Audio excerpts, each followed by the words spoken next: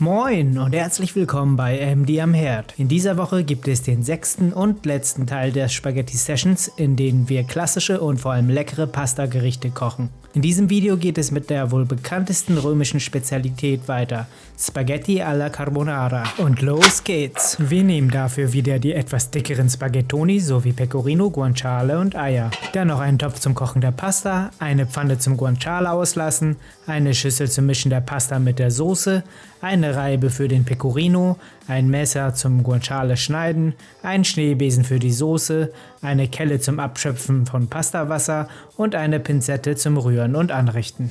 Im ersten Schritt lassen wir den geschnittenen Guanciale in der Pfanne aus. Der Pecorino wird gerieben, während wir das Wasser nur leicht zum Köcheln bringen. Wenn die Spaghettoni ihr Bad genießen, mischen wir in der Schüssel die Eier mit dem Pecorino und Pfeffer zu einer dicken Paste, die wir dann direkt auf dem Topf zu einer cremigen Soße rühren.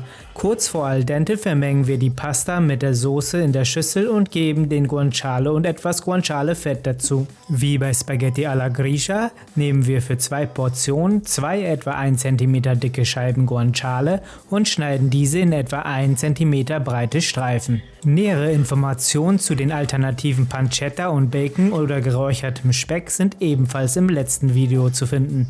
Den Guanciale in der kalten Pfanne gleichmäßig verteilen und darauf achten, dass dabei die Streifen nicht übereinander liegen. Den Speck langsam bei mittlerer bis niedriger Hitze auslassen. Durch das langsame Auslassen soll der Speck außen schön knusprig und im Inneren noch weich bleiben, ohne zu dunkel zu werden. Das Wasser jetzt nur leicht zum Köcheln bringen. Mindestens 100 Gramm Pecorino reiben und dabei wieder die Seite mit den nach außen ausgestanzten Löchern nehmen, um eine möglichst feine Körnung zu bekommen. Etwas mehr Pecorino schadet nie. Insgesamt den Guanciale 3 bis 4 Mal wenden, damit er schön gleichmäßig ausgelassen wird. Der Guanciale ist bereit, sobald das Fett des Specks goldbraun ist. Die Pfanne am besten teilweise auf einen Topfuntersetzer oder Holzlöffel stellen, damit das Fett nach hinten fließt.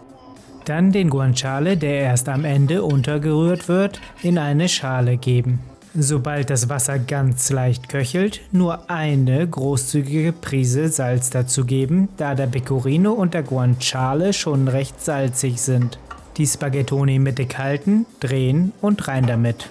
Die Pasta untertunken und weil wir dieses Mal das Wasser nicht richtig zum Kochen bringen, die Spaghettoni zwischendurch immer mal wieder umrühren. Wir kochen heute unsere Carbonara mit traditionellen Zutaten, aber mit moderner Methode vom italienischen Carbonara Maestro Luciano Munusilio. Traditionell wird ein ganzes Ei verwendet und nicht nur das Eigelb wie in moderneren Rezepten. 2 große Eier kurz verquirlen und dann erstmal 2 Hände Pecorino hinzumischen. Auch hier wird in moderneren Rezepten oft eine Mischung aus Pecorino und Parmigiano oder Grana Padano verwendet. Das ist auch alles in Ordnung, aber wie ihr mich mittlerweile kennt, gehe ich bei den Zutaten lieber den traditionellen Weg. Noch großzügig mit frisch gemahlenem Pfeffer würzen und da mir die Paste noch etwas zu dünn ist, noch eine Handvoll Pecorino dazugeben. Die Konsistenz der Paste kann hier ruhig etwas dicker sein. Etwa 3 Minuten bevor die Spaghettoni al dente sind, die Schüssel mit der Paste direkt auf den Topf stellen. Allerspätestens jetzt ist es wichtig, dass das Wasser nur leicht köchelt und nicht zu viel Wasser im Topf ist. Die Schüssel darf nicht im Wasser liegen und wird nur durch den Wasserdampf erwärmt.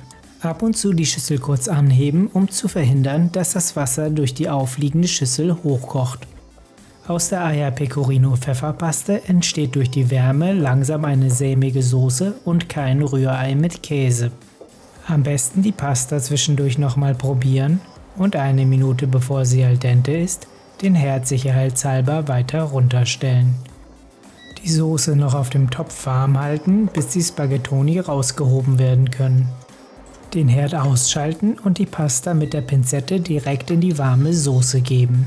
Das Wasser darf bei diesem Schritt definitiv nicht zu heiß sein, aber wenn es nur leicht am Köcheln war, dann solltet ihr auf der sicheren Seite sein.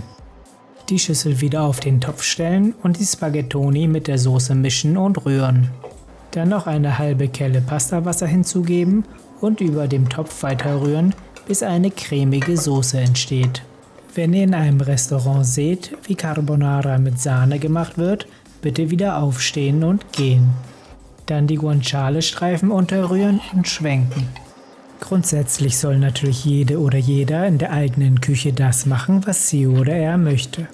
Um das Ganze geschmacklich auf das nächste Level zu heben, noch abschließend ein paar Esslöffel vom Guanciale-Fett dazugeben und noch ein letztes Mal rühren und schwenken. Ich bin ein großer Freund davon, vor allem traditionelle Gerichte erstmal in ihrer ursprünglichen Variante zu probieren. Diese italienischen Klassiker haben oft nur wenige Zutaten.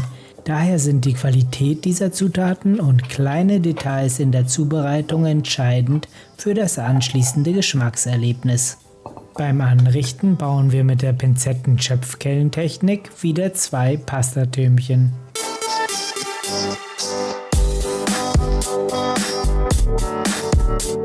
Auf keinen Fall die restliche Soße mit dem Guanciale aus der Pfanne vergessen. Noch den übrigen Pecorino drüber streuen und mit Pfeffer nachwürzen. Die Statisten fürs Foto hinstellen und dann haben wir's. Spaghetti alla Carbonara. Egal ob nur mit Eigelb oder mit ganzen Eiern, nur mit Pecorino oder auch mit Parmigiano. Richtig zubereitet ist diese Pasta aus Rom völlig zu Recht eines der beliebtesten und leckersten Gerichte der italienischen Küche. Das war's jetzt erstmal mit den Pasta-Videos, aber die nächsten Sessions werden definitiv schon bald folgen.